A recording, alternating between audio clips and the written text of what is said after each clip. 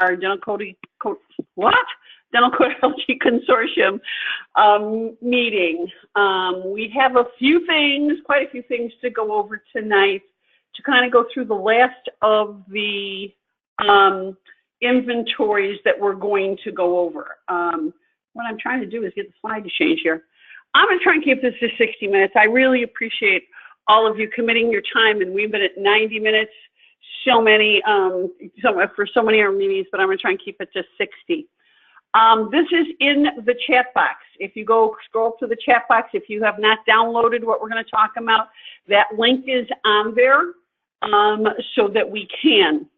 And as we talked about before, when we're looking at these submissions, we're going to look at them in the same way we've looked at the others, although we're going to handle it a little bit differently tonight than we have other nights.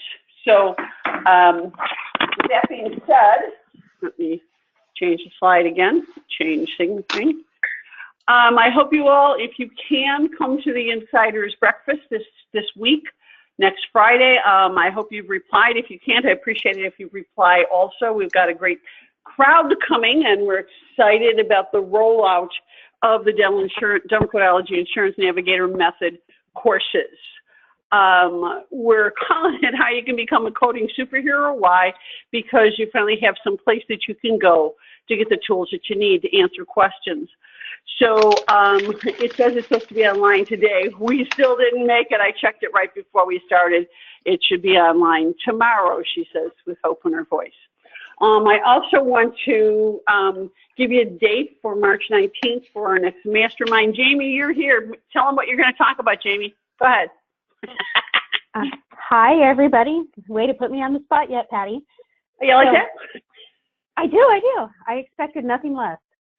So vaping is something that we're seeing, especially in our youth, and kind of how we can recognize it with our patients, because it's not the telltale, smell them when they walk through the door, but we'll kind of go over some of the information that you may be able to use with patients, as well as some of the stuff that's in it.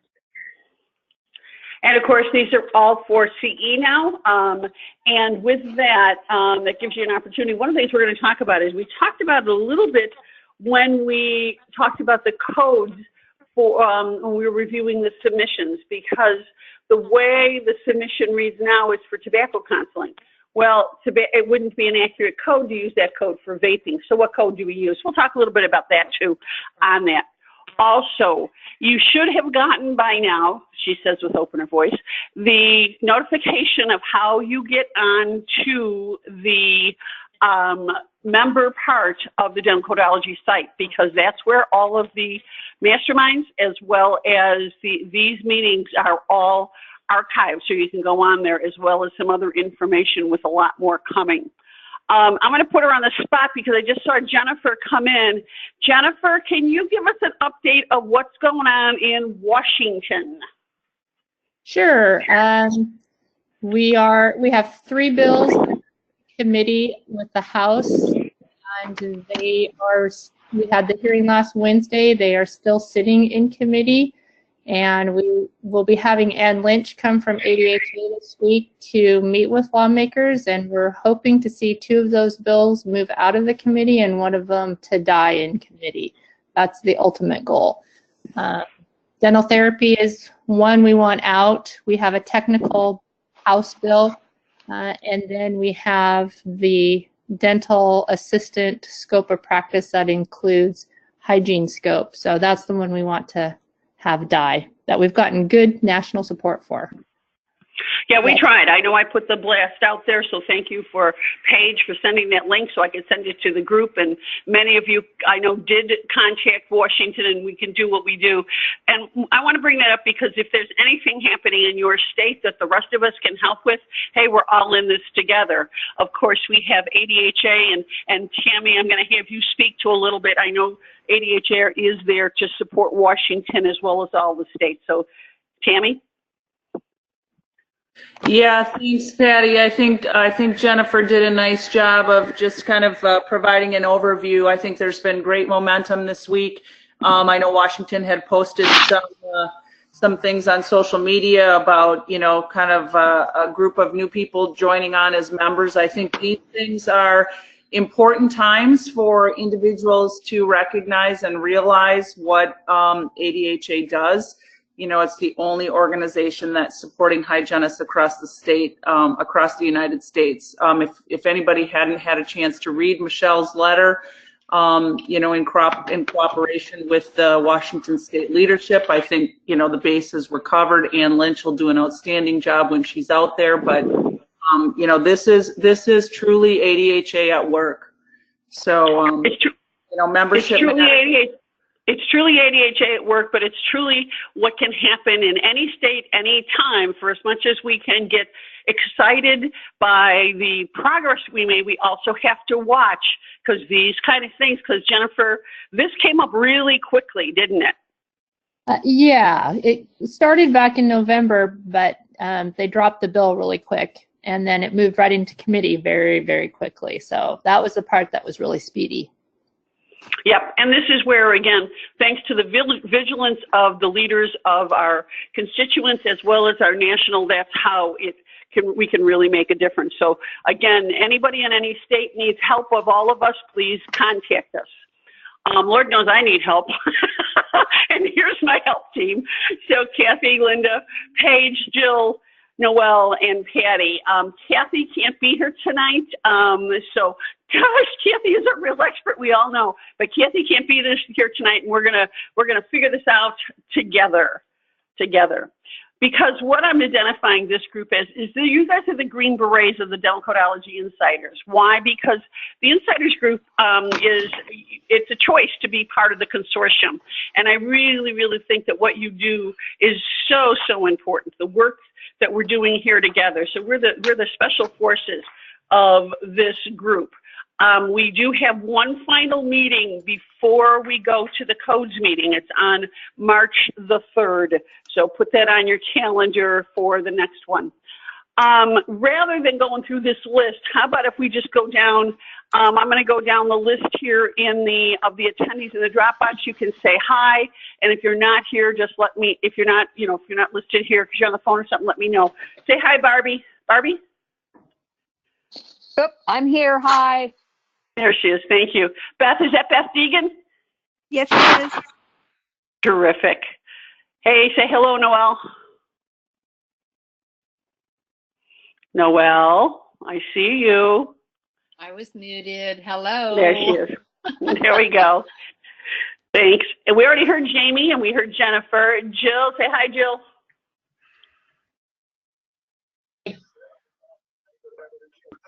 Jill? Did you hear me?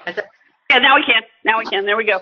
That's part of what this is about, is to check to make sure our microphones are working. So, Jill, I'll be coming back to you when we talk about the survey, okay? Linda Jorgensen, say hi. Hi. Hi, everybody. There she is. There she is. Lucy. Say hi, Lucy. Hi, I'm here. Thank you. Terrific. Natalie. Hi, everyone. Natalie gets extra credit. She was on first. I think she was on before me today. I opened it up and there was Natalie. So, Paige. Hello, Paige. Hello. Great to see you. We're working and we kind of got that survey going really quick here, didn't we? We'll talk about that in a second. Patty B, you made it. I didn't think you were making it. I did. Hi, everybody. Awesome. Awesome. Susie Brzezinski? Yep, I'm here. Hi, everybody. There she is. And of course, our wonderful Tammy, I already mentioned. She already talked. Tasha? I'm here. Hi, everyone. There she is. Thank you, Tasha. Teresa? Yes, hello from California. See, there it worked. It worked again, Teresa. And Tracy? Hey, everybody. It's Tracy from There Virginia. we go. There we go. Okay, we got 17 of us, and that's a lot for any one committee. That we're thrilled. Now, here's what's going to happen this week before CDS. I say with hope in my voice.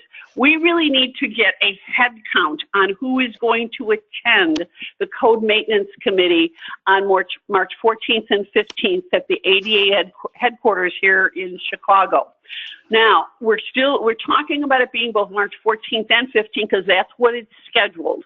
And with as many inventories as they have, it's going to be more likely that it will go 2 days. So we really need to know, because we need to develop our strategies. So what we're going to do is, we spend these weeks talking about these things so we get clarity on them, and then we need to decide what we want to testify on. Now, even if you're not going to be in Chicago, you still can have a part, and I'll explain what that means.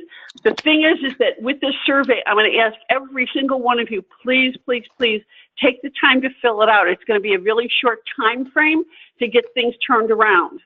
Again, even if you can't attend, you can help. And the way you can help is we've got some questions on this survey that's going to ask, is there an area that you are particularly interested in that you'd like to give testimony or write testimony?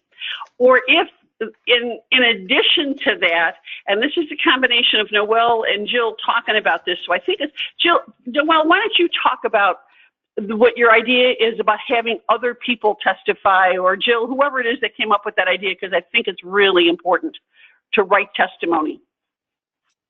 I think Jill did. Jill? Yes. Okay, if you could pick an area. Can you hear me? Yep. Hello? Okay.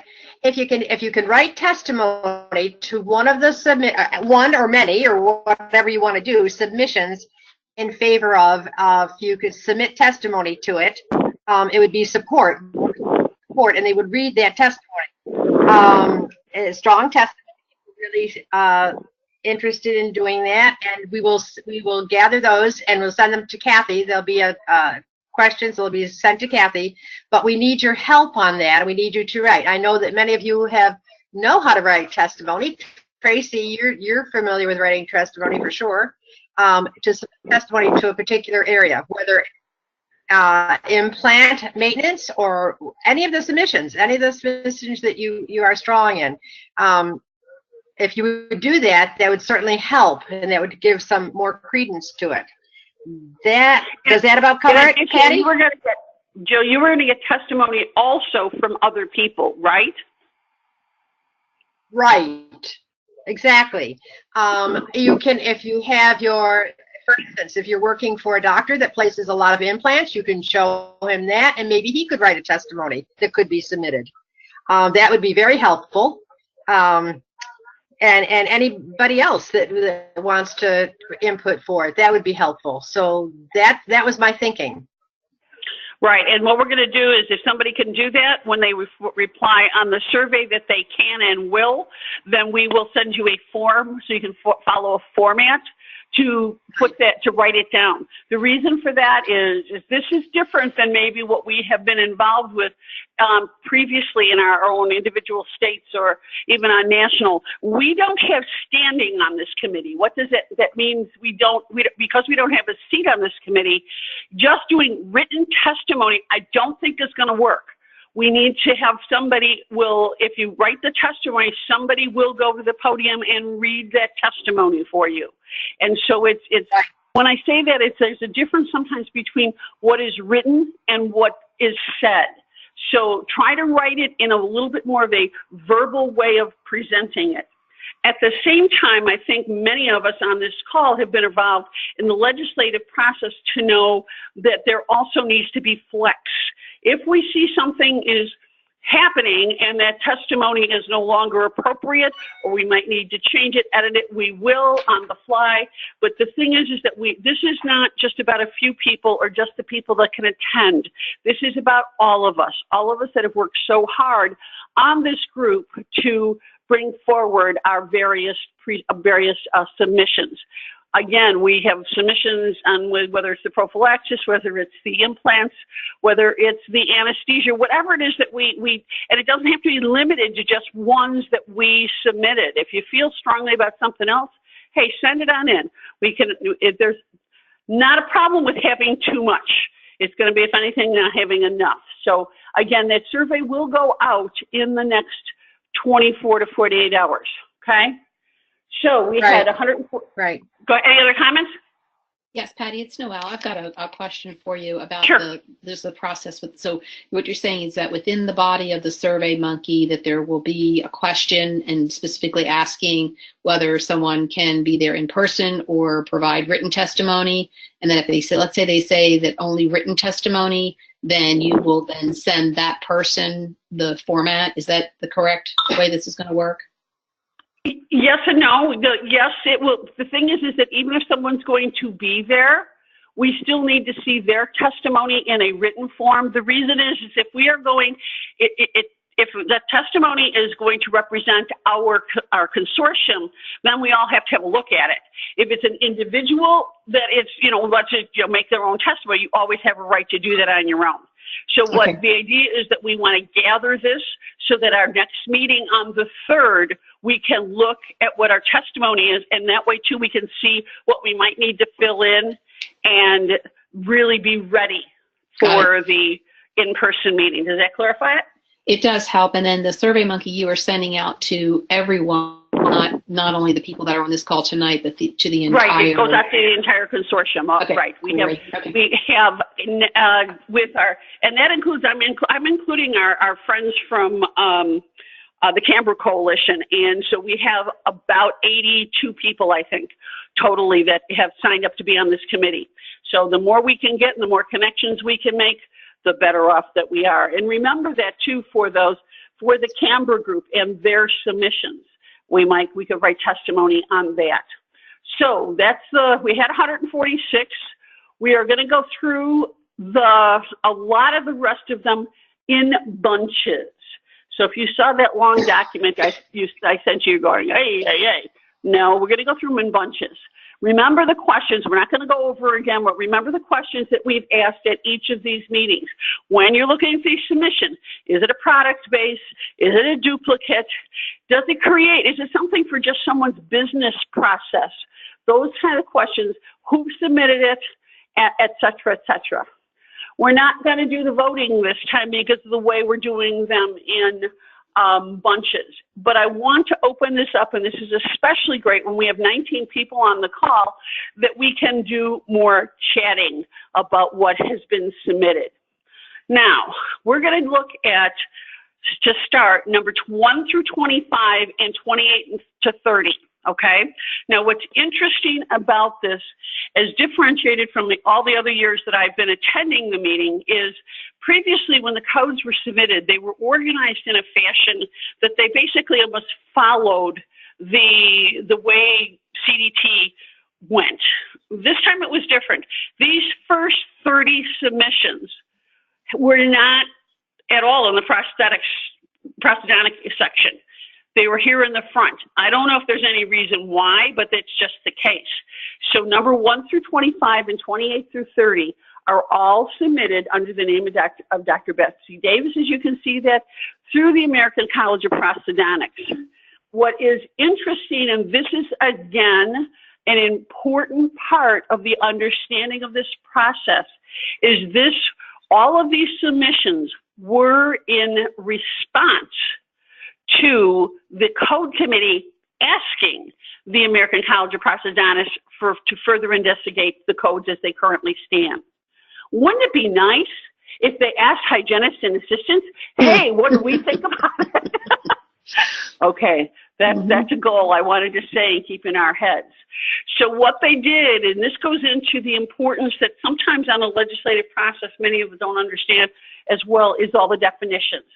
And what the association did is reviewed the codes for consistency and of and definition. Again, okay, so that's really it. Any discussion that we want to have about this process?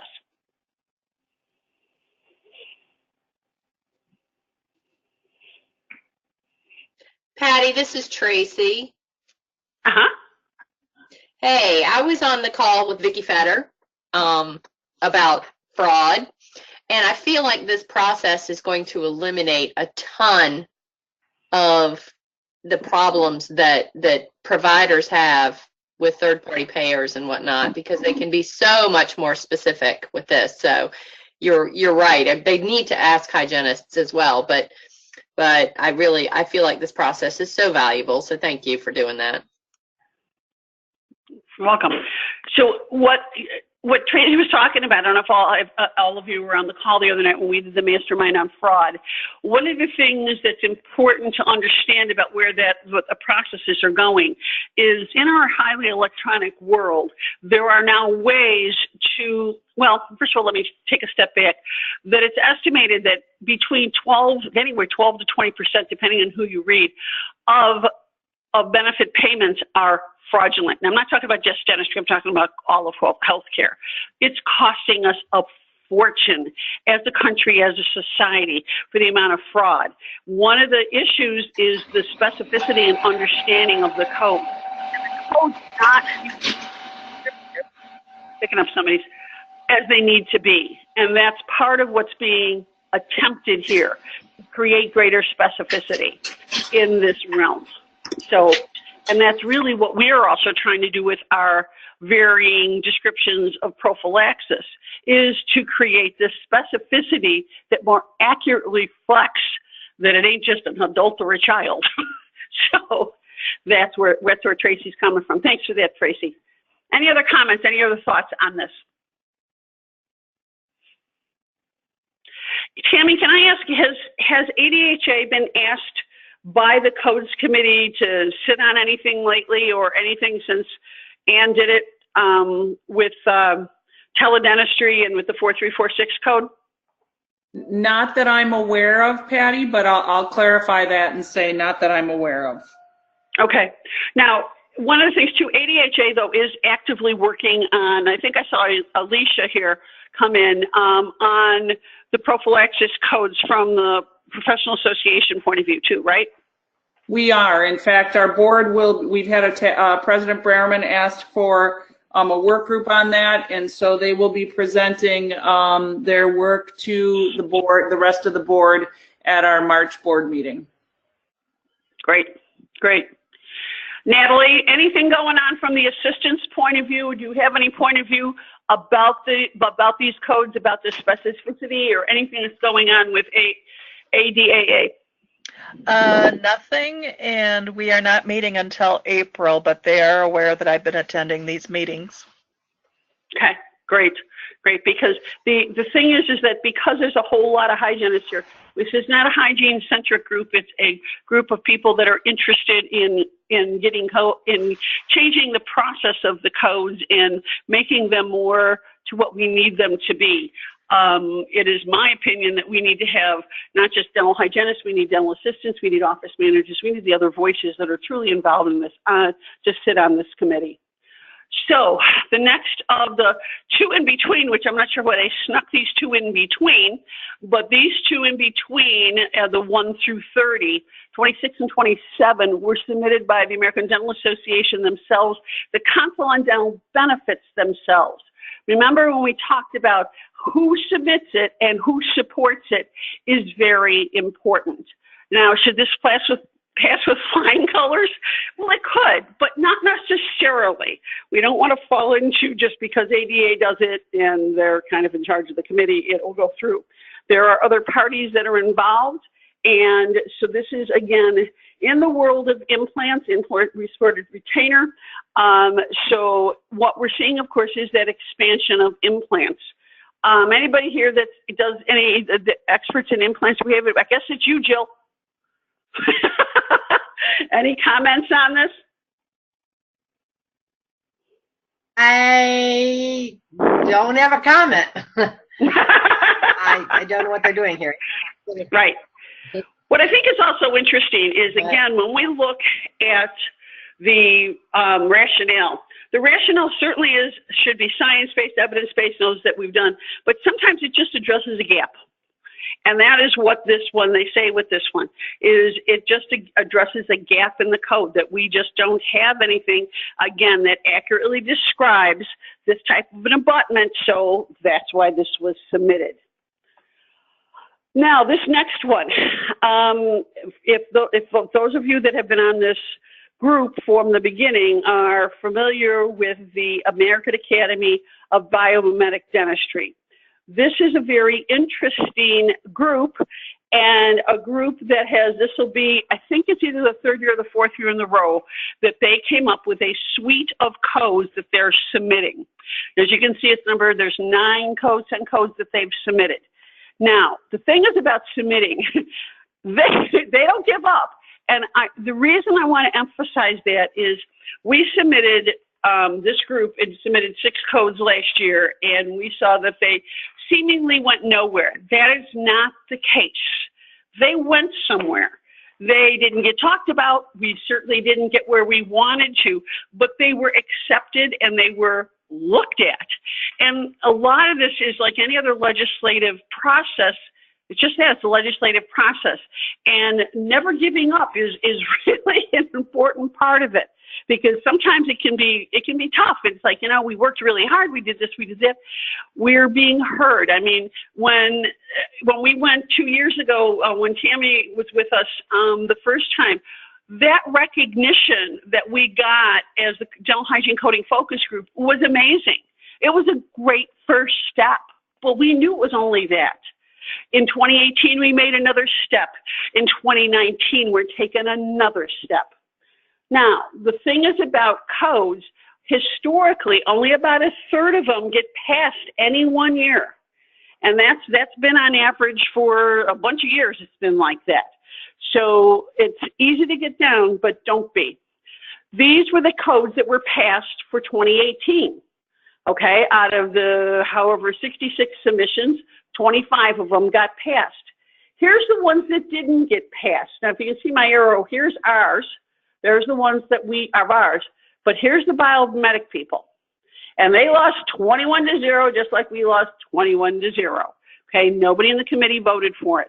They've had that again at least 3 years before that. Now, when it comes to requesting a code change or an change addition, you can go back with a declined request.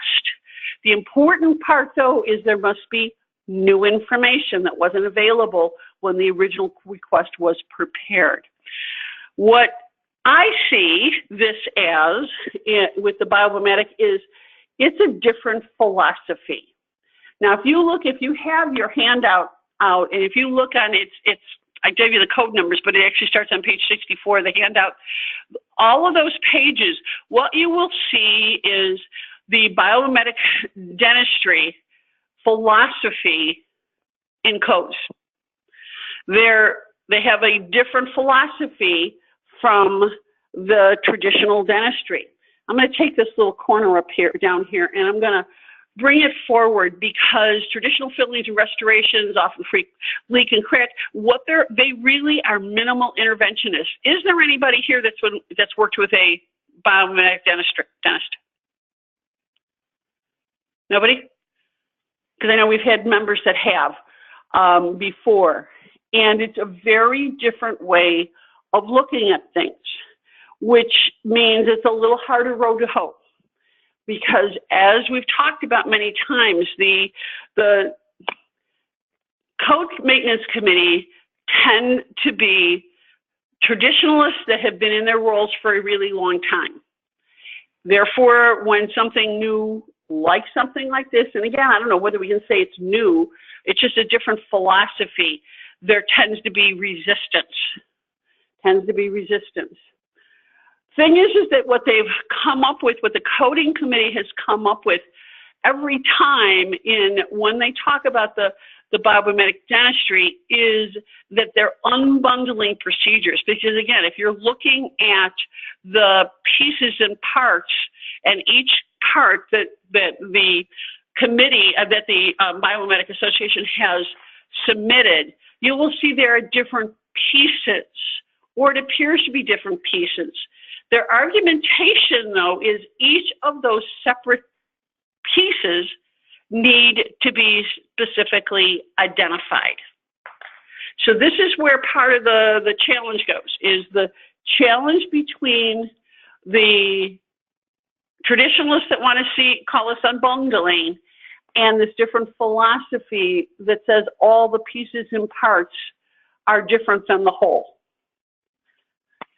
Comments?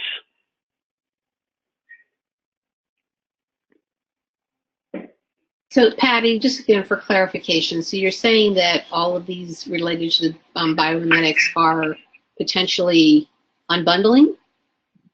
That's the way the committee has come down before. That they said that you're taking apart the pieces and parts. We don't have codes for pieces and parts. It's really interesting though when what they call unbundling sometimes and when they need another code other times. Okay. Okay. So the likelihood of this passing again this year is probably remote because it resembles unbundling rather. That I don't know. Because again, what has happened is they've, the Biomedics Association, they've come with one or two people from their association every year to testify that, that tend to add a great deal of conversation, and then they get shut down by saying that's not new science, that's not new science. And again, now I'm giving my opinion a bit of what I've seen with this, but that's been my experience. Now, in order again, let's go back to this, is they had to in their submissions show something new that wasn't available. Otherwise, the submission would not have been accepted, even to be heard. Okay. What is that different? I don't know. See, this is where this process is, to really understand how these codes go and how this whole process goes. It's like taking it from year to year to year to compare. It takes a lot to understand it all. But I think it's just an interesting, because is this philosophically more resonant to what we do as dental hygienists from the prevention realm? Right. I think this is also where, is this another one where there might be a coalition? Is this something we need to just understand a whole lot more about? All of those questions. And not so much maybe what they're trying to do, but maybe part of it is you're saying is understanding the process. Yeah, because one of the things I think that they've done, and this is the other thing about going back to the committee, is the information and educational process that is to the committee. Because, okay, and this goes back to our testimony, and with our testimony, they are not going to stop us from taking testimony. I've never seen them go into executive session. They could, I guess, go into executive sessions and then we're kicked out. But I've never seen that happen since they've had this open forum. So the testimony that's given, even though they might disagree, it's being heard. That's why being heard is so important. That's why it's more than just written, because it is that opportunity to go to the podium. Linda Jorgensen? Yes, ma'am. Linda, you having wine? Yeah. No, I'm not drinking tonight. Oh, well done. Darn, I was hoping. I'm trying to stay sober for this meeting. The question I was going to say is, you've been really, really actively involved in all the goings on up in Wisconsin. When there is testimony, does it hold greater weight, lesser weight, or it just depends on the situation? Testimony about what? Anything that's going on legislative, that goes on in a committee hearing, that... Well, it's interesting if you're talking about giving testimony in the legislature. If you're near the end of, let's say, a big committee hearing and there's lots of testimony coming from different places, it all starts to sound a little bit alike. They try to alternate between pros and cons. If you're in favor of something or if you're opposed to it, they alternate. And by the time, the 5th, 6th, 7th, 8th, or 9th person speaking, they start to get the bums rush. And, I think the legislators and the members of the committee they're not gentle people in that instance. They need to know, they want to understand it so that they can make a good decision. And obviously they want to serve the public. In the case of legislation, they want to make sure that it looks like it's it's serving the people who elected them, who, you know, voters, citizens, even people who didn't vote, you know what I'm saying? So I think, you know, getting into the mind of a legislator, they're trying to decide whether or not a proposal is good. Is this good for the public? And now I just want to say one thing about biomimetics. It sounds really interesting to me. It sounds like an advancement, perhaps, or you know, an improvement on a technique, a restorative technique. But I don't think it doesn't strike me as significantly different from the codes that are already there. You know what I mean? The code can't address how much enamel you take off, or how you do that, or how you build up, what materials you might use to try to duplicate a tooth, get as close to wear and tear and stressors and all that kind of stuff. So I mean, I think it's admirable that they're trying to preserve natural teeth and that they're trying to improve on restorative techniques, but I'm just not seeing how it's all that different from what's already written in the codes. I don't know. Okay, so let's bring that to our realm of a prophy's a prophy's a prophy. Right. Well, but we're right about that. It's not. We are onto something. All prophys are not created equal. You know, even if you just think in terms of time that it takes to complete, I don't know. Yeah. But what I see this discussion is an example of the process that's happening here. And thank you, Linda. That was very articulate in understanding that is this. Because what happens, what I find when it comes to the coding in the insurance world, people think that the parties involved don't understand. Now, sometimes they don't. It's like, don't the insurance carriers know blah, blah, blah? Yeah, they probably do. That doesn't mean a policy was written that way. Yeah. Don't the coding people know? Maybe or maybe not.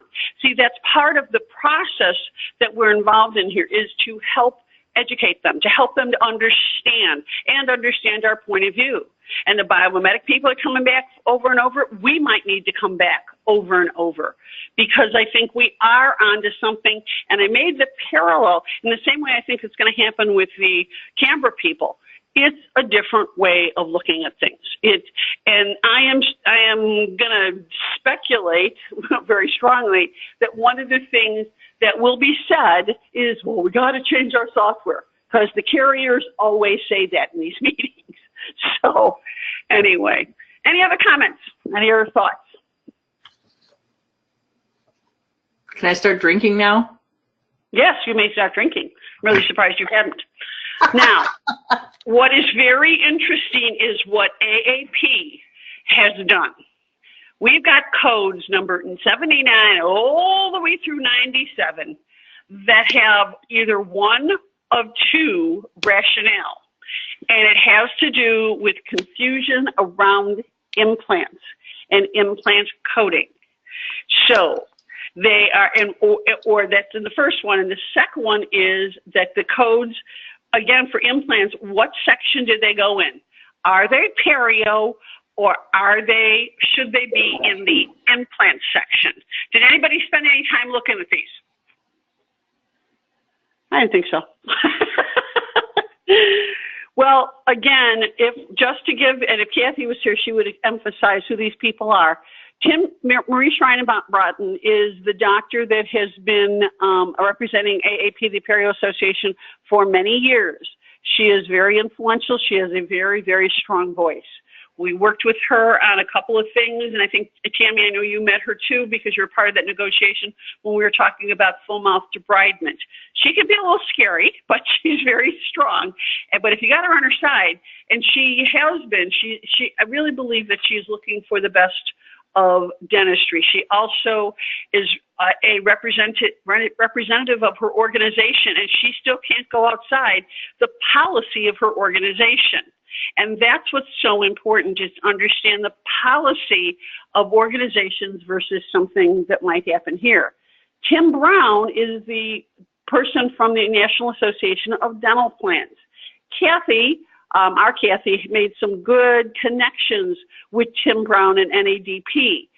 So this is probably the group that we have tried to work with the most with the things we've come up with. Again, they said they wanted to work with us in the beginning, then they ultimately went off on their own because they decided to do this whole suite of codes on their own. The other thing AAP has been working so much on, as we heard, is that the international classification systems for disease that was released in June of last year, is something that AAP is now working on with the ICD, which is the medical coding, because of those definitions that changed from the classification system. They need to be changed in ICD. And if I've lost you guys, I apologize, but this is how complex this all can be. One action is connected to the other.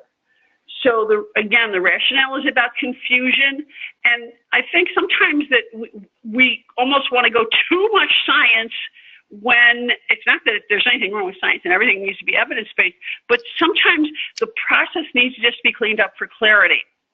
And when we come to even our prophylaxis codes, it's about clarity, isn't it, guys? It's also about clarity. So that's where that one's at. Again, this is the rest of them, a little bit different, and this is about what section they go into. Now, why would being in a different section make a difference? That's because of the way policies are written and the percentage of payment there might be. So therefore, the section can make a difference. That's my best explanation of that. Anybody have any thoughts? Discussion? I knew we were going to get through these fast. Patty, is that your opinion as far as what section they're supposed to be in, or is that not my opinion? It just says, I'm reading it right here. It says the current codes performing implants are found in the 4,000s. Okay, this causes confusion for documentation when submitting to carriers. So I'm just reading from there, and what they're submitting is all of these codes need to have different words because of where they're found. Okay. They're describing them differently. Okay, they're adding codes, they're subtracting codes, they're changing words in codes. And again, I'm not going to list all of them. You have them all there in front of you if you've downloaded this thing, of all the different changes. It's just that it's very interesting that, again, we had that many codes that only had 2 rationale. That's how many they're changing. They want changed based on just the exact same rationale for all of them. That's what the interesting part of looking at them. So this one's a little bit different, and I want to talk about this one because this one is one that is, well, we have the code now for Arrestin and those type of deliveries. This is for something different. As you can see, localized delivery of antimicrobial agents via released controlled release vehicle into disease curricular tissue per implant. I think the big thing here is it's about the implants again. And they feel that, again, with the implants, we need a different code. Comments? Patty? Patty? It's Linda. I totally agree with the general concept that implants need to be differentiated from natural teeth. Maybe it's maybe the annotation system can be described so that you're, instead of a tooth number, you go I-22 because the implant is placed in 22's position. I don't know, but I think it's I think it's really, these are good suggestions, and would, it's definitely much clearer if you're talking about where you're going to place Arrestin, for example, around tooth implant in the position of where 22 used to be. Maybe the annotation, or we need a new annotation system for implants, and I would think just putting an I in front of it as a suggestion. And honestly, I did not look at all of these codes, but in general, I agree that it maybe needs a new section, but maybe we also need an annotation system for it. Could we?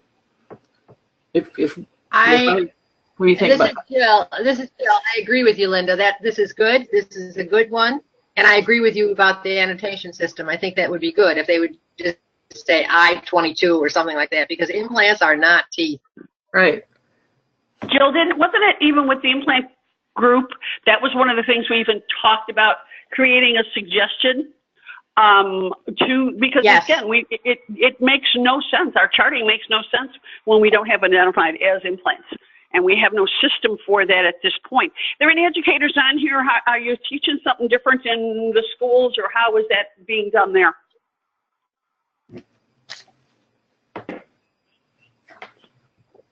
No educators? Okay, Linda, goes back to you as a former educator. Oops. Oh, where'd you go? I'm playing with my, okay.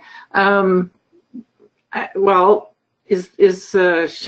what do you think? Should we write up just as a very simple suggestion, support for the concept of having a section that's dedicated to implants instead of having to call them, but natural teeth, call them by their own teeth numbers. But then the thing that always, the tooth is missing. That's why there's an implant placed there. But if you call it by its tooth number instead of calling it something else, isn't somebody going to catch on that the tooth had been extracted 10 years ago, and like, how can you place an implant? Or anyway, never mind.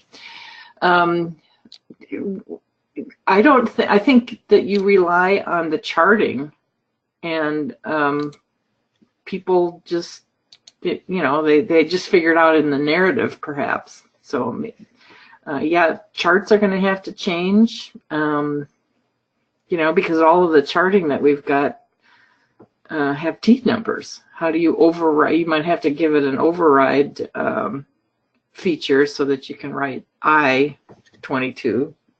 I don't know. I'm thinking of all the ways that this is making life more difficult. However, it also makes it clearer what's going on. I agree. Alicia, you have something to say? I see it. Come on, girlfriend, say it up. Well, I just think with computers and all the electronic stuff these days, it would be a lot easier time-wise, money-wise, to supplement tooth with implant with the change of a button, just like they did with primary teeth, permanent teeth. It's really just an addition of a button in all the systems, rather than having people rewrite all these codes, type in all these codes, change them all to implants, create new books that are pages and pages. I wonder too why they didn't do it as a tooth and/or implant. Why they felt like it needed to be a completely separate code. Because aren't there clarity? Maybe clarity. Yeah, and because there isn't any clarity. Again, as we were just saying, there isn't any clarity in what's an implant and what isn't. Yeah. Okay. Well, it's an interesting concept. The last 5 that we're going to talk about tonight are they're coming back again. They took a year off, and as you can see, this is in my CDT Shifts book. In 2015, the sedation codes had 4 sedation codes revised. In 2016, it was 2 new, 1 revision, 5 deleted. In 2017, they were changed, but they were removed by the maker. Now, that's an important, I put that up there for a purpose, because we may see, again, this is where it'll be a 1-day meeting or 2-day meeting. Sometimes at the beginning of the meeting is the maker has decided to withdraw blah, blah, blah, blah. And there could be a whole bunch of some messages that are withdrawn. So they were withdrawn in, the sedation code changes were withdrawn for 2017. They came back in 2018, and here they are in 2019. And the question is why does it seem to be coming up all the time? And again, this is an opinion on my part, yet what I think is important, and you might want to do a screenshot of this or just contact me and I'll give you the link to it. This is an article that was written a couple years ago it was in ADA Journal, and it's a great understanding of the point of view between what some people believe are dental needs to be dental and medical needs to be medical. How dental is significantly different than dental, and how the benefit plan design needs to be different. Now, this is again my opinion, this is to me the traditionalists that want to keep it the way it is now. And we talk oral systemic out of one side of our mouth, but we want to have this separate coding system. But this is a really interesting paper for you to understand that background. Because as you look at this picture, is this a medical situation or is it a dental situation? And the question, and it's almost a ridiculous question, isn't it? Because I think they're all connected. I mean, again, there's some, everything is connected, and the separation has been, it's artificial, and we're not doing ourselves any favor. Dentistry is a medical specialty. That's the thinking. And the reason I bring this up here is because this is the primary reason why dental codology exists. Dental codology is, to be honest, guys, I don't even care about codes in a lot of ways. They're numbers. I don't even like numbers. They told me there wasn't much math. That's when we went to hygiene school.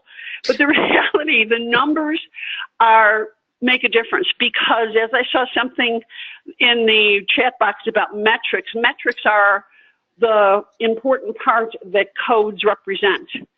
And what I'm moving to this year is thinking through things differently. There are no such thing as a dental diagnosis. There is a medical diagnosis. We have medically necessary treatment and we have medically necessary coding. Now it's like, yeah, we get that. No, we don't. We still think in dental and we still think in procedures. That's one of the problems with these codes. All these codes that we're talking about here is all about procedures. This is where, going back to why I brought this forward, this is the big challenge between why the sedation codes keep coming up. The sedation codes, there is a group that definitely wants to move dentistry more toward the medical realm. And then there's the people that don't. And that's where this keeps coming up over and over and over again. The reality, though, as Linda was describing rather well there, is because those codes, those sedation codes, are in the last chapter, in section 12 of the CDT code, they're tired by them. They don't talk about them that much. They argue back and forth a little bit, but mostly they're tired. So it's a really interesting process to watch. Is anybody working in a practice where they're doing sedation dentistry? Or are they bringing somebody in or anything like that? I did. Patty, this is Jamie. We do. It's who? This is Jamie. We do. Okay, so talk about that process and how that change. Does it change that much about how you practice, Jamie? It really doesn't. We've done it both ways, where we've done my office previously, we did the oral sedation, and it just takes longer because you get them there. Office here, we do IV sedation, especially for third molars, and you're charging the patient for sedation, but it doesn't. Extracting a wisdom tooth is extracting a wisdom tooth. It really doesn't change the way of how you do it. Mm-hmm. So, is that what you were kind of? Well, no, it's not an area of my expertise. I'm just bringing forward what I understand from the coding perspective. And I thought if somebody worked in a practice where maybe it might make is there something that we all need to understand about this? This is Alicia. So we did pedo. We did sedation for pedo, and it's all in the hospital because a lot of it's special needs or just kids that you can't do treatment on unless they're sedated. So there's a lot of cross medical coding and stuff with that because they do it in a hospital, and then the dentist goes into the hospital with the anesthesiologist. Right. And what I've seen with these codes, they want to make it based on time, which is more of a medical model. We have the only other code that I know of off the top of my head, I wish Kathy was here for this one, is that's based on time is behavior management by reported in 15-minute increments. It's the only other code in our dental codes that's based on time. Yet I know that's one of the things that we've even mentioned when we were talking about the prophylaxis codes is the Canadian model where there's a time element involved. What's your thoughts on time elements, guys? Patty, this is Jamie again. So we do, depending on, say, if we're doing a patient that is just extraction of thirds versus that and multiple fillings, we will have multiple, there'll be an additional charge per increments there as well. And so we base it off in those 15-minute increments after the initial. Does that? Okay, so it is incremental that way. What about if we did prophylaxis codes that way? Patty, this is Tracy again. My practice sees a ton of Medicaid patients, but we also have a pediatric section in our practice. We're not a DSO, but we are a large multi-office practice in the Tidewater area. And I got to tell you, I see a lot of children under the age of 12 coming up from a pediatric scenario, having been seen frequently, or maybe infrequently, but I'm having to scale every tooth in their head with GARC subgingival calculus. So I feel like a time increment on a prophy is so, I mean, it's a slippery slope. Anybody else's thought on the time aspect of this? I think it would be, it's Noelle, I think it would be a huge cultural shift for us. And one of the things that I saw with attending the AAP meeting last year and with the special continuing education program that was the joint program between AAP, the Canadian Dental Hygienists Association, and ADHA, that when the Canadian hygienist spoke, that they were discussing this particular model or referenced it. Their treatment plans were ones that I think the U.S. hygienists, we were sitting there somewhat aghast because, you know, they were talking about 6 and 7 and 8 hours of therapy. And it was so foreign to many of us. It was like, wow, how does that even work?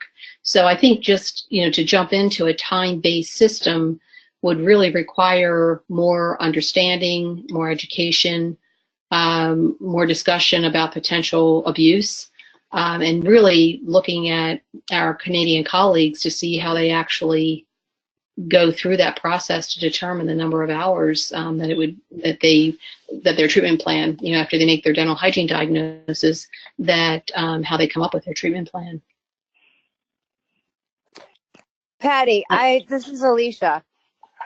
Just bouncing off of what Tracy said, my issue with time would be a question of, so pedo, like working in a traditional pediatric office compared to public health now, I have flexibility of time in public health. In pedo, even though there's not time increments, there really is when the dentist sets them.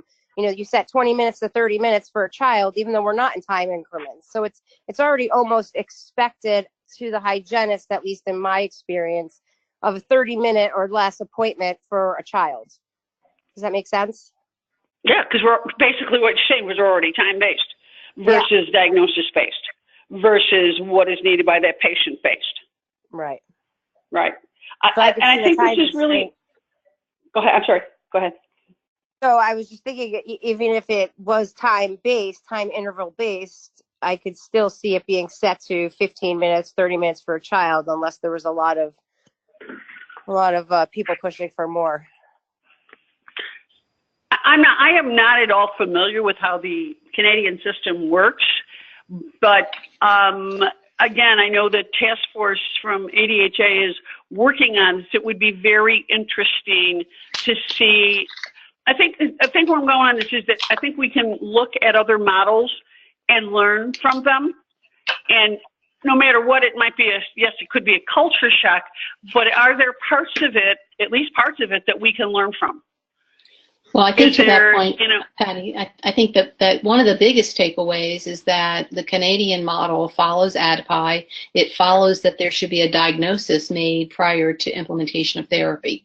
So I think for us as U.S. hygienists, I think we just need to keep beating that drum that we should really have a dental hygiene diagnosis before we just jump in and do quote unquote a cleaning. Absolutely.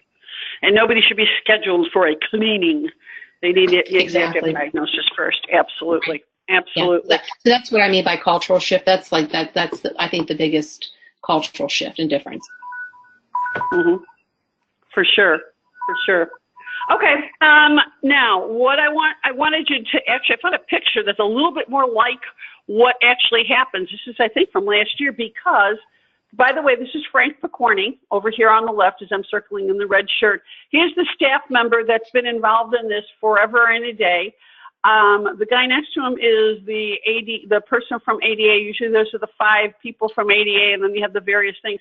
There is also another circle that's around them, which are the advisors, or I'm not exactly sure who all those other people, but what you're looking at here is the voting members. What we have over here is our friend Dr. Alan Friedel, who is at the microphone. Actually, we have one of our one of our members here. There is Daylene from Illinois sitting there. But this is what we're talking about, where it's, again, if you've done any kind of thing in your own state, or if you've been to ADHA or other, places where you've had a chance to testify, that's what it is. And as you can see, he uses notes. It's okay to read them as long as it's not a stilted reading of them. They need to feel a little bit more extemporaneous than that. It's whoever, that's why we need your help in advance. That's why we can't wait for people to send us things the week before we go. We need them in advance, and that's why the date for getting these things in will be the 28th of this month. We'll need the testimony by then. Again, it's not a reflection of this, it's all of us. We're the voice for many. We're the voice for basically anybody that's not on the committee. We're the voice. So it's important that you share it with us, and I really hope that you will. I mean, if you're going, I don't get it, we're here to help too. Don't worry about it being as, perfect. We'd rather have the imperfect, and we can fix it. So we made it through. We went through all of the 146, well, sort of we did. Because it's the reality is it's about acting as if we're on the committee. It's the thinking through the processes, and I'm congratulate all of you that are here that have participated. Our next meeting will be on the 3rd. That will be right before our meeting, and then we'll have a meeting a month after we go to the CMC to report. But if there's really good stuff, we'll report them before that. So put that on your calendar. I thank you for being flexible to doing this through a regular email. It's just that Dental Codology's had an Evite for Mastermind this week. We have the Evite for the breakfast next week as well. And I thought if I sent you another Evite, it'd probably get confused. So thank you all for being here. You know how to get hold of me. Please don't hesitate to reach out to me with any questions, challenges, clarification. The future's ours to create. That's the goal of Dental Codology. It's not just to wait and react to the future, it's to help forge the future. And we're up to it. We're up to it together. So any final comments from anybody? All right, guys. We did it. We're done in about an hour. I thank all of you for this time, and thanks for all your contributions, and I wish you all a good night. Thank you. Thanks, everybody. Thanks, Patty. Good night. Thanks, everybody. Good night, Patty. Good night. Everyone.